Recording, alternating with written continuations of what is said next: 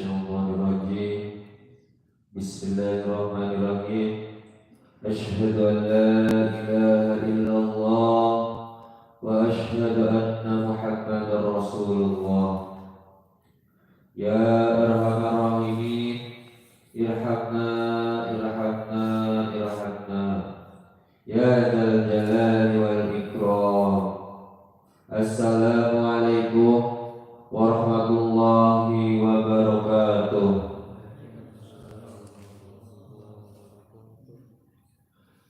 Innal hamdalillah nahmaduhu wa nasta'inuhu wa nastaghfiruh wa na'udzu billahi min shururi anfusina wa min sayyiati a'malina.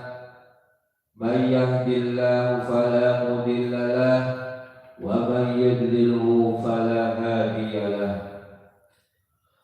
Asyhadu an la ilaha illallah wahdahu la syarika lahu wa asyhadu anna Muhammadan abduhu wa rasuluhu la nabiyya ba'dahu.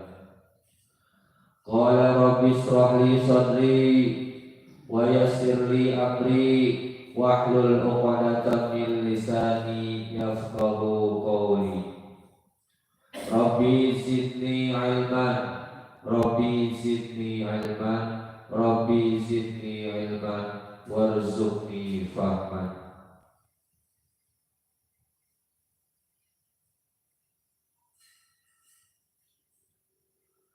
Pertama-tama marilah kita panjatkan puji syukur kita kehadap Allah Subhanahu wa taala yang telah senantiasa memberikan kenikmatan-kenikmatan untuk kita semua, yang mana dengan nikmatnya tersebut kita bisa kumpul di tempat yang barokah ini. Sholawat beserta salam marilah kita curah limpahkan kepada baginda alam, yakni Nabi besar kita Nabi Muhammad sallallahu alaihi wasallam beserta para keluarganya, pada sahabatnya, para tabi'in dan umumnya kepada kita yang masih anut pada ajarannya. Jamaah zuhur yang diberkati Allah,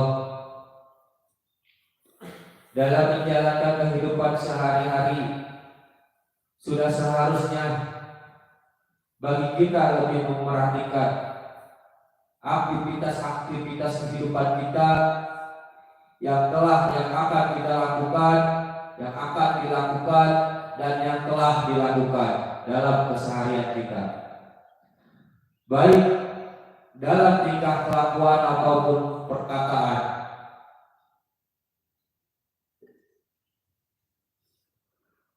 Kita seharusnya bisa menjaga kata perkataan kita, jangan sampai perkataan kita melukai orang lain.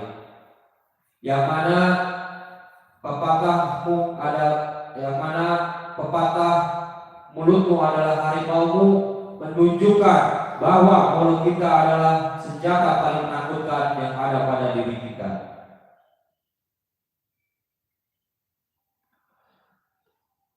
Sebagaimana diriwayatkan oleh sahabat Abu Musa, baginda Nabi Muhammad sallallahu alaihi wasallam,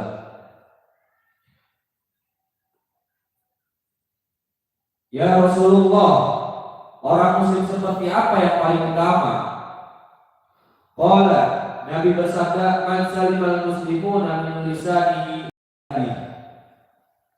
Muslim yang paling utama adalah seorang muslim di antara muslim lainnya yang selamat dari keburukan mulut dan tangannya. Setiap muslim yang paling utama adalah seorang muslim yang tidak merugikan orang lain, baik melalui lisan ataupun tindakan. Dengan adanya hadis ini, maka marilah kita mengintrospeksi diri, bagaimana kita menjalankan kehidupan kita, keseharian kita, bagaimana kita melakukannya bertetangga, bagaimana kita bermasyarakat, sudahkah menciptakan manfaat atau justru hanya membuat masalah yang merugikan orang lain. Sebagaimana hadis Nabi yang cukup populer, khairun nasi anfa'uhum linnas. Sebaik-baik orang, sebaik-baiknya manusia adalah yang dapat memberi manfaat kepada sesama, kepada manusia.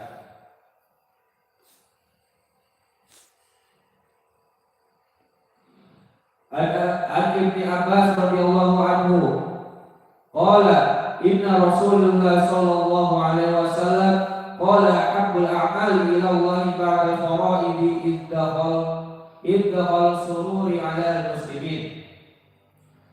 Hadis riwayat Ibnu Abbas radhiyallahu anhu bahwa baginda Nabi Muhammad sallallahu alaihi wasallam pernah bersabda, sesungguhnya amal yang paling disukai Allah setelah melaksanakan berbagai hal yang wajib adalah menggembirakan muslim yang lain.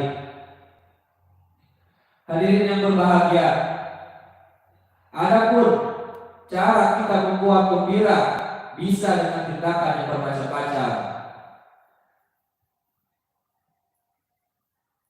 Bisa dengan berendah hati kita,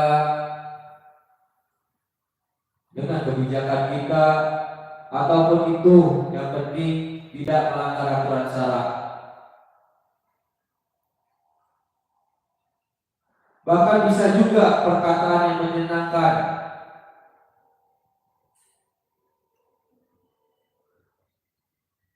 Bahkan dalam kitab Adiyatul Hadiyah dijelaskan, ruwiya man adkhala ala mu'minin surura khalaqallahu min zalika sururi 70,000 malak yastaghfiruna lahu ila yaumil qiyamah. Barang siapa membahagiakan orang mukmin lain, Allah Ta'ala menciptakan 70,000 malaikat yang ditugaskan memintakan ampun baginya sampai hari kiamat, sebab ia telah membahagiakan orang lain. Bahkan dalam kitab Qamituliyat pun diceritakan ada orang yang berumur dosa, namun kemudian Allah melebur dosanya. Baginda Nabi pun bersampai bertanya pada malaikat, dengan sebab apa gerangan Allah mengampuni dosanya itu? Malaikat Jibril menjawab, lahu sabiru fa iza dakhala baitahu yastaqbilu fa yadfa'u ilayhi shay'an min al-ma'kulati aw ma yafrahu bih fa iza tariya sabiyu yakunu kafaratan lidhunub. Karena ia memiliki anak kecil, ketika pulang dari bepergian, saat ia masuk ke rumahnya, ia disambut putranya yang masih kecil. Ia memberikan buah tangan yang membuatkan buah hati bahagia. Kebahagiaan anak inilah yang mengakibatkan ia memperoleh kafaratul dzunub atau dosa yang diampuni.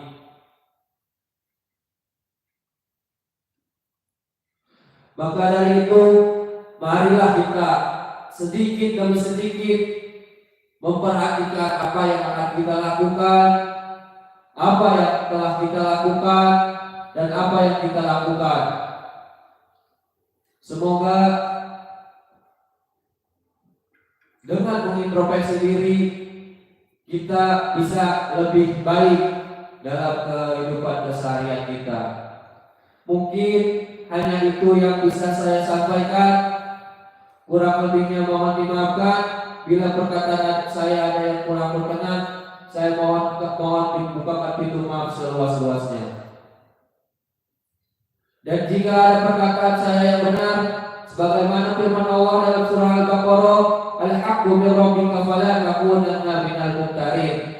Kebenaran itu datangnya dari Allah, dan janganlah kau menjadi orang-orang yang ragu. Mungkin hanya itu, kurang lebihnya mohon maaf. Hadanallahu wa iyyakum ajmain. Assalamualaikum warahmatullahi wabarakatuh.